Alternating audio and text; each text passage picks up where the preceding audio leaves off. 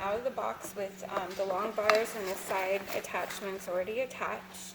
You'll notice that there are letters on here, and that's okay. There's going to be corresponding letters here. But you're going to want the curved side to be down. So when you attach this, you're going to slide it on this little piping right here. And you'll see the little slot that it goes into. So you just slide it on there. And then lock these into place on both sides.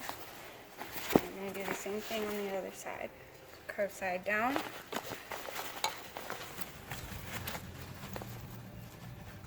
Slide it through the piping. Attach it here and here. And then there are going to be buttons on all four corners that you're going to want to attach. So you'll just attach the buttons.